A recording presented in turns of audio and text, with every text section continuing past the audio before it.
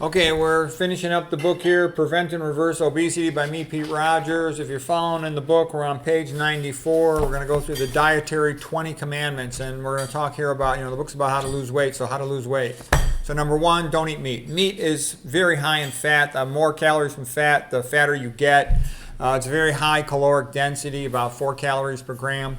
Thou shalt not eat dairy. Dairy makes you fat. I mean, the purpose of dairy is to help a cow gain weight, from 0 to 600 pounds in a year or so. That makes you fat. Lots of activation and growth factors. They give them a lot of estrogenic material. So the cat is a fat storage hormone. Promotes obesity. Activates mTOR a lot, insulin-like growth factor a lot. Thou shalt not eat UPFs, ultra-processed foods. They're designed to make you, they're hyper-palatable, these ultra-processed foods, with the bliss point arrived at by lots of MSG, MFG, manufactured-free glutamate, lots of sodium, other flavorants. Often they're fried. There's other emulsifier chemicals, and they want it hyper-palatable. They test it out so that people eat as much as possible, and they overeat the substance. Salt added also gets people to overeat. Same with MSG. Artificial sweeteners are all harmful. You want to avoid every single one of them. Fried foods, they taste good, but they're terrible for your health. They generate all the toxic aldehydes, hydroxynonenal. They make you fat and sick. They damage the arcuate nucleus, hunger center in your brain. Bad idea. All oils are bad, including olive oil, including omega-3. All oils are bad. Don't eat them. Thou shalt not drink caffeine. Caffeine raises the stress hormones, catecholamines and cortisol. Those cause weight gain. They cause hyperlipidemia. They increase your risk of diabetes. They're atherogenic. Increase insulin resistance. Okay, cause insomnia. That leads to weight gain, chronic insomnia. Don't add dressing to your salad, and you'll look better undressed. Okay, almost all salad dressings tend to have oil in them. Okay, thou shalt only eat organic food. The reason you want to eat organic food is, on the non-organic food, it's often GMO, has who knows what kind of health problems from that. But it's routinely sprayed with glyphosate, which causes increased risk of fatty liver, diabetes, neurotoxic, increases risk of leaky gut. So you get postprandial endotoxemia. It's all bad. Atrazine's super powerful, feminizing, turns the male frog into female frog. It's a mitochondrial inhibitor. Glyphosate's a mitochondrial inhibitor too. Boo, hiss, lowers your metabolic rate, increases your likelihood of weight gain probably. Not a good idea. Only eat single ingredient foods. They can add an additional ingredient to the second food. Thou shalt filter thine water, because in the water, if you don't filter, you got all these estrogenic chemicals that promote weight gain, not to mention the toxins of fluoride and other toxins like aluminum in there. They're neurotoxic. They increase risk of leaky gut, lower your fertility, and there's a whole bunch of other estrogenic chemicals. You don't even know the names of them. You need at least a carbon filter to get rid of the estrogenics. Okay. What else? Even like a woman's birth control pills, she avoids them into the toilet. They go into the waterway. They don't remove them. They could be in your drinking water. Not good. Thou shalt try to minimize dietary protein, especially animal protein, but it's good to eat a low-protein diet in general. That'll cause what's called a carbohydrate-sparing effect. That'll help you to lose weight as well. You can see the James Mitchell, Harvard PhD guy, lecture over at Wilhelmine Buchinger Clinic where he talks about that. It's good to eat your veggies first at the beginning of the meal. They stretch your stomach, causing early satisfaction of hunger, and that'll get you to eat less. And Chef AJ was big on saying that. Eat your veggies first, and she's right. Thou shalt only eat starches, fruits, and veggies. That's all you need. Those are the foods at the bottom of the Spartan vegan pyramid. That's the foundation of all the low-fat vegan diets. You'll see that with the Esselstyn diet. You'll see that with the Pritikin diet. You'll see that with the McDougall diet, the Nelson diet, whatever. It's all about the same thing. The only supplement you're going to need is vitamin B12, methylcobalamin. You should exercise every day. At least walk. Just do whatever little thing you can. Go to the far bathroom. Park far at work. Go up the stairs instead of the elevator. Put some books in your backpack so you carry heavy books up. Don't carry that on your shoulders because you might injure your vertebral artery, cause a vertebral artery dissection and a stroke. Just carry your backpack in front of you. Try to go to sleep on time. Usually going to bed earlier is a key thing for getting more sleep. Exercising in the day builds up sleep drive so you sleep better. Get some sunshine every day for your circadian rhythms, for your nitric oxide precursors, and for all kinds of other things. Helps sulfate your glycocalyx, and it's even thought by some that the light, including the red light component, fluidizes the water inside the mitochondrial matrix around ATP synthase. And maybe it does by causing a phase change from the liquid, the gel phase of water, which is phase 4 of water, to the liquid phase. Okay, we'll talk about that more in the future. Manage thine stress. Having a strong purpose in life helps you to handle stress. Exercise helps you to handle stress.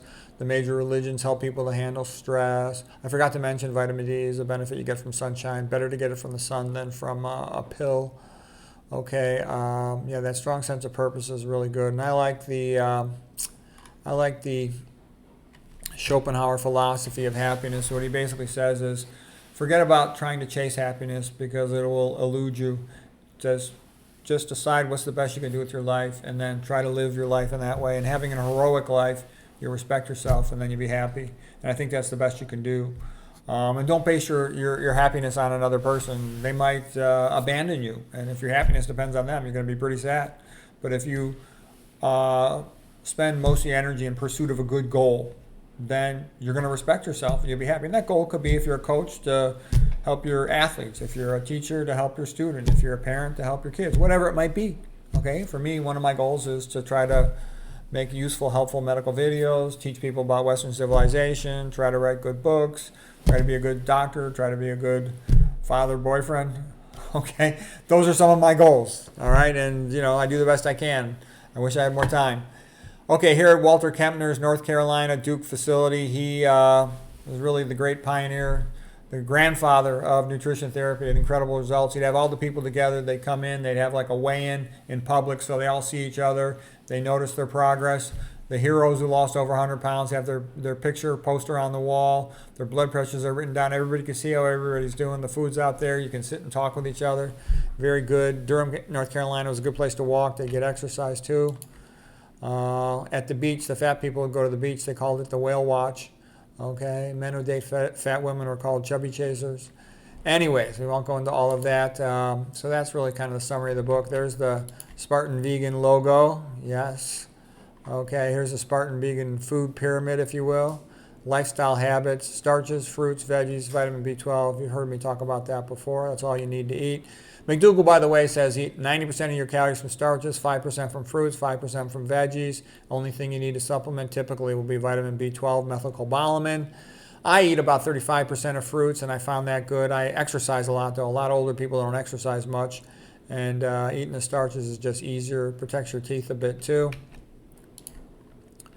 Okay, we're almost done. We're going to close out the book here. And, what's the benefit of it? Low-fat, low-sodium vegan diet. You're low in all the common Western diseases. You have a dramatically lowered risk of diabetes type 2, of hypertension. You also don't get type 1 if you avoid the dairy.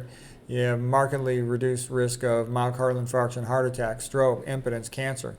You win at everything. Why wouldn't you want that? The SAD diet, standard American diet, as well as the typical Mediterranean diet, is not much better. You have markedly increased incidence of all these things. They tell you the Mediterranean diet is good. It's not good.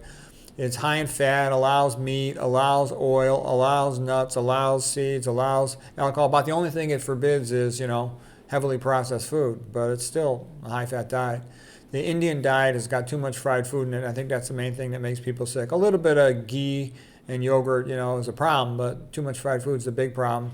Asian diet's actually quite healthy, except for the fact they tend to smoke like chimneys and put tons of sodium on their food. Okay, but just the white rice itself and the fruits and vegetables, for the most part, are a good thing. And people always ask me about soy. Well, they ate a little bit of local soy grown in their backyard or something. They didn't eat this modern processed stuff, and they didn't eat much of it. Soy is a bad food. I recommend you avoid it. Okay. Okay, because typical American gets himself in this vicious cycle of getting fatter and fatter. The fat tissue produces more aromatase enzyme, produces more estrogen, and then they get fatter and sicker, and their diabetes, they try to control it with a pill, and that doesn't work, and then they just get fatter and sicker, and then they end up a disaster. The diet nirvana pyramid, basically, this is just having fun. You start out at the very bottom of it is paleo, keto, carb, low carb for health hell for morons, okay? That's just a bunch of liars and trolls and chumps, okay? It's just to keep the ignorant proles, the peasants, fat and sick, so they'll keep on needing to buy pills and surgeries, and chumps them. Sad diet, is the same sort of thing, a disaster. You die sooner, fatter, sicker, stupider. Mediterranean diet's a pseudo-intellectual ignoramus, phony. Doctors who haven't studied nutrition pretend they know what they're talking about, and including the Harvard faculty, but the Harvard's fake, okay?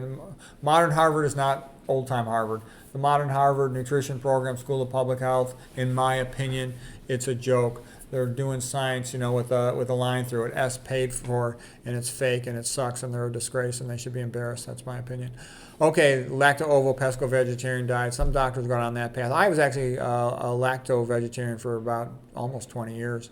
And it was an improvement over before when I was eating a Mediterranean diet. But low-fat vegan I've been now about 7 years, and that's been much better. And then this is just steps you can go up, reaching the diet nirvana pyramid, getting rid of the processed food, getting rid of the sweets, getting rid of the caffeine, getting rid of the olive oil, no added sodium, no nuts, seeds, avocados. Okay, then you got full nirvana, full professor in nutritional health. And here's the striving up the mountain like Prometheus climbing Mount Olympus to steal fire for the mortals. It's called Sodok in Search of the Waters Forgetting by John Martin, a beautiful painting. I love it. There's striving, what it's all about, climbing one hill after another to get to the top. How does one climb out of Plato's cave? By educating themselves. Yes, you're sick, but you ain't dead. It's like the John Dryden quote, the English poet of the 1600s. I am wounded but not slain. I will lie a while and bleed a little, then rise to fight again. All right.